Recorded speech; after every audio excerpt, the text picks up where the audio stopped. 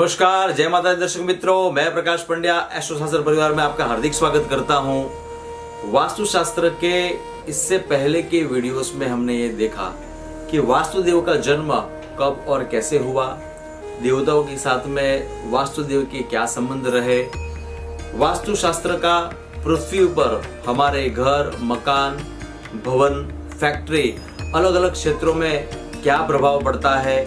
और आज हम ये जानेंगे कि हमारे छोटे से छोटे विचार से लेकर बड़े से बड़े सपनों के ऊपर वास्तुदेव का, वास्तुशास्त्र का प्रभाव और दुष्प्रभाव किस प्रकार से पड़ता है। वास्तुशास्त्र अनादिकाल से हमारे जीवन का एक अभिन्न अंग रहा है। महाभारत में हस्तिनापुर लाक्षागृह दुर्योधन द्वारा युद्ध में भागकर पनडुब्बी यानी प्रायु नाम के भवन को बनाकर, उसमें जलाशय को बनाकर उसमें छुप कर रहना, यादवों के द्वारा यादवों की राजधानी द्वारिका का निर्माण करना, पिरामिड और बहुत सारे विश्व की पुरातत्व का हमारे वास्तुशास्त्र का सविस्तार प्रमाण मिलता है और वास्तुशास्त्र की सच्चाई और सचोट होने की साक्षी देते हैं। जब हम कोई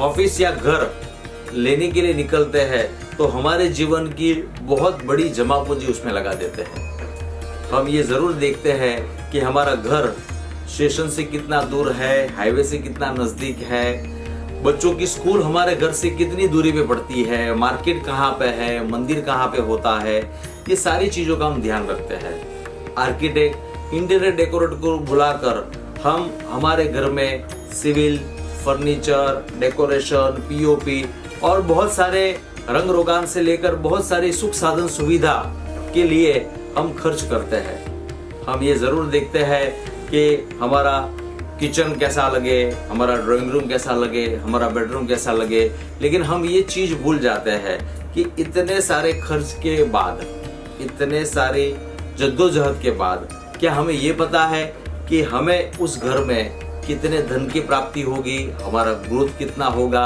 हमारे माता पिता को वहां सुख मिलेगा या नहीं, दाम्पत्य जीवन सुख मिलेगा या नहीं, बच्चों का पढ़ाई वहां पे अच्छा होगा या नहीं, स्वास्थ्य हमारा अच्छा होगा कि नहीं, हम उस जगह में जाने के बाद में हमारा प्रगति होगा या नहीं, हमारी संपत्ति बढ़ेगी या नहीं, हमारा धर्म भाव, हमारा दान भाव, हमारा पुण्य भाव ये बढ़ेगा या नहीं, हमारा घर, परिवार, समाज में हमारी प्रतिष्ठा, इज्जत बढ़ेगी या नहीं, और सबसे अधिक महत्वपूर्ण बात कि क्या हमें इस घर में शांति, मानसिक शांति मिलेगी या नहीं। तो इसीलिए कहते हैं कि मानसिक शांति जो है वो सबसे महत्वपूर्ण है। और आज हम इसी विषय में, इसी बात पे विशेष चर्चा करेंगे कि मानसिक शांति हर एक व्यक्ति के मन में होता है कि मैं धनवान हो जाऊं, मेरे पास दुनिया की सारी सुख साधन सुविधा हो, लेकिन जब जिंदगी की भागादौड़ी से व्यक्ति जब थकता है तब उसे एक ही चीज चाहिए कि मुझे थोड़ी सी शांति चाहिए। तो आज हम उस विषय में जानेंगे कि मानसिक शांति हमें कब और किस प्रकार से मिल सकती है। उपनिषद में कहा है, विद्या ददाति विनयम, विनयाध्यात्ति पात्रता, पात्रत्वात् धनमाप्नोति, धनात् धर्म तथा सुखम। मनुष्य को अपने जीवन में विद्या से विनय और विवेक की प्राप्ति होती है, विनम्रता की प्राप्ति होती है, विनय से पात्रता मिलती है, पात्रता से धन की प्राप्ति होती है, धन से धर्म की प्राप्ति होती है और धर्म से हमें सुख मिलता है। हमारे जीवन में कोई भी बड़ी से बड़ी सफलता या बड़े से बड़े सुख, दुख, अच्छा, बुरा, मान, सम्मान, यश, अपयश, इस सारी चीजों में अगर श्रेष्ठ विद्या, विचार या दुर्विचार, ये सब चीजों का हमारे जीवन में बहुत ही प्रभाव और दुष्प्रभाव पड़ता है।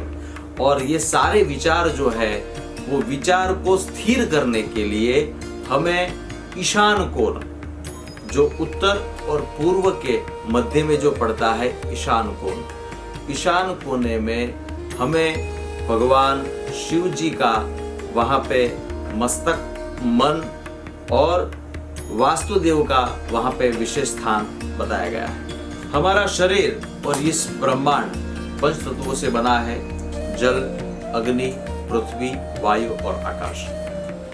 जो दिशाएं है वो दिशा जैसे पूर्व, पश्चिम, उत्तर, दक्षिण, 4 कोने, ईशान, अग्नि, नैऋत्य और वायव्य, आकाश और पाताल। ये 10 दिशा जो है, कहते हैं कि यदि दिशा ठीक से समझ ले तो हमारे जीवन की दशा भी बढ़िया हो जाती है।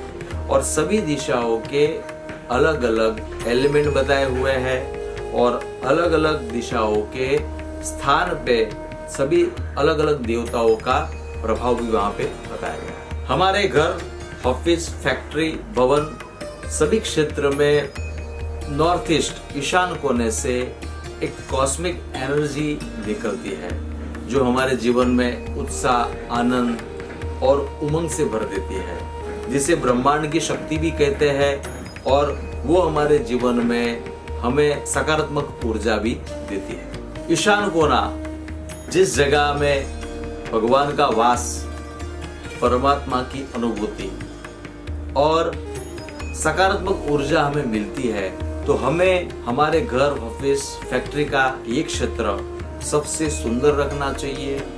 वहां पे किसी प्रकार का कूड़ा करकट नहीं जमा होना देना चाहिए। उस जगह पे कोई वजनदार चीजें या जैसे शू रैक है, जैसे कूड़ा करकट है, बिन जरूरी सामान है, ये सारी चीजें रखकर हमें उस जगह को खराब नहीं करना चाहिए। नॉर्थ ईस्ट ईशान कोने में बढ़िया अगर कोई चीज रखनी हो तो आप भगवान का मंदिर रखिए। उस क्षेत्र में ध्यान और मेडिटेशन करने के लिए, योगा करने के लिए वो जगह श्रेष्ठ है।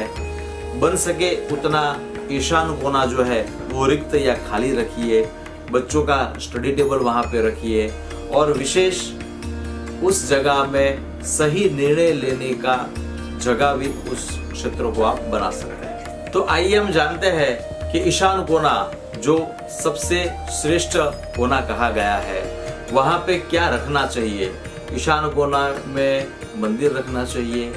ईशान कोने का प्रवेश द्वार बढ़िया कहा गया है।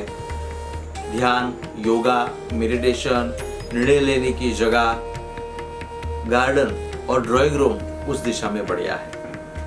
क्या ईशान कोने में नहीं रखना चाहिए, इसके ऊपर विशेष ध्यान देना है। ईशान कोने में कभी भी वजनदार या भारी चीज नहीं रखनी चाहिए। ईशान कोने में संतान इच्छुक दंपति का बेडरूम अर्थात शयन कक्ष नहीं होना चाहिए।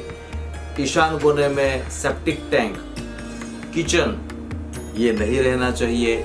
और ईशान कोने में बिन जरूरी सामान, कूड़ा करकट ये कभी भी रखना नहीं चाहिए। ईशान कोने का एलिमेंट जो है वो वाटर एलिमेंट है और अर्थ एलिमेंट है।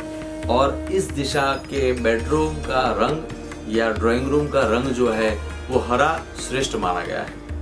आशा करता हूँ दर्शक मित्रों कि आपको ये हमारा वीडियो बहुत पसंद आया हो।